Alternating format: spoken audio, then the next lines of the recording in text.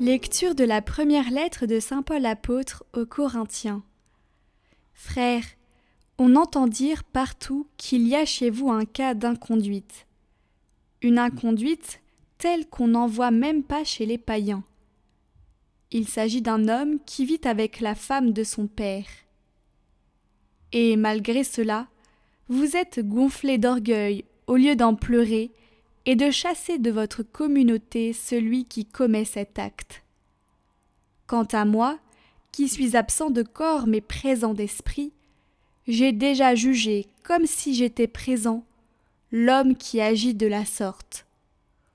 Au nom du Seigneur Jésus, lors d'une réunion où je serai spirituellement avec vous, dans la puissance de notre Seigneur Jésus, il faut livrer cet individu au pouvoir de Satan, pour la perdition de son être de chair.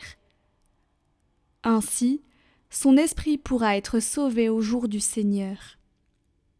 Vraiment, vous n'avez pas de quoi être fiers. Ne savez-vous pas qu'un peu de levain suffit pour que fermente toute la pâte ? Purifiez-vous donc des vieux ferments, et vous serez une pâte nouvelle, vous qui êtes le pain de la Pâque, celui qui n'a pas fermenté. Car notre agneau pascal a été immolé, c'est le Christ. Ainsi, célébrons la fête, non pas avec de vieux ferments, non pas avec ceux de la perversité et du vice, mais avec du pain non fermenté, celui de la droiture et de la vérité.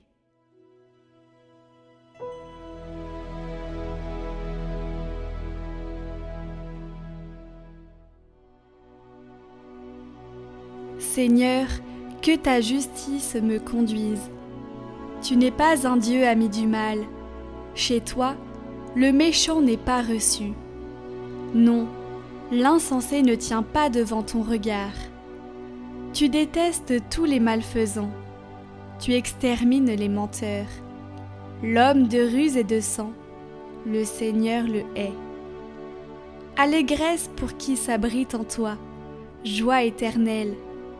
Tu les protèges, pour toi ils exultent, ceux qui aiment ton nom.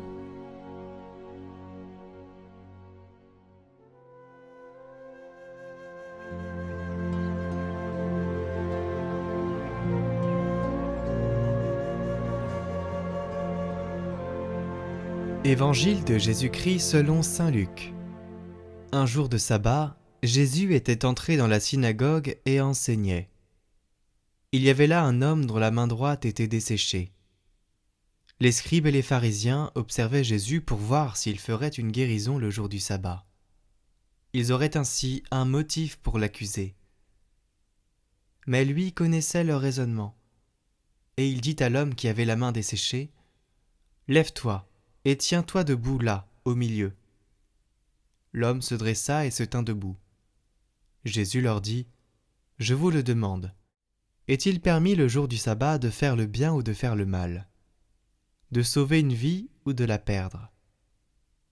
Alors, promenant son regard sur eux tous, il dit à l'homme, « Étends la main. » Il le fit, et sa main redevint normale.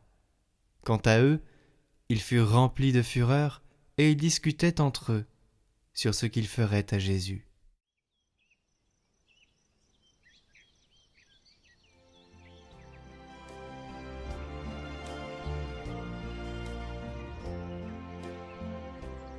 Commentaire de saint Césaire d'Arles. Les scribes et les pharisiens l'épiaient afin de trouver un motif pour l'accuser.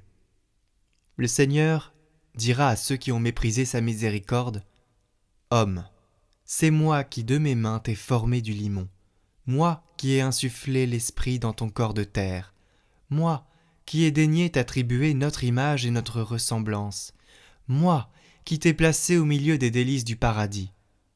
Mais toi, méprisant les commandements de vie, tu as préféré suivre le séducteur plutôt que le Seigneur.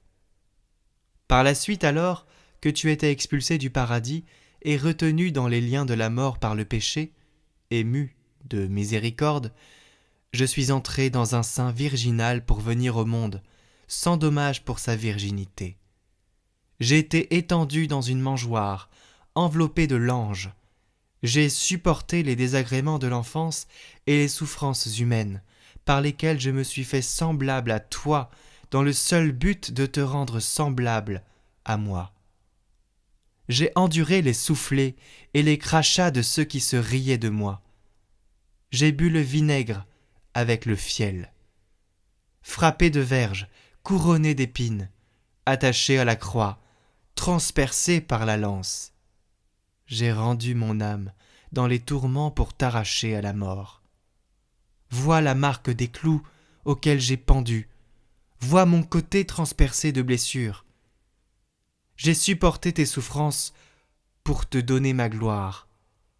J'ai supporté ta mort pour que toi tu vives pour l'éternité. J'ai reposé, enfermé dans le sépulcre, pour que toi tu règnes dans le ciel. Pourquoi as-tu perdu ce que j'ai souffert pour toi? Pourquoi as-tu renoncé aux grâces de ta rédemption? Rends-moi ta vie, pour laquelle j'ai donné la mienne. Rends-moi ta vie, que tu détruis sans cesse par les blessures de tes péchés.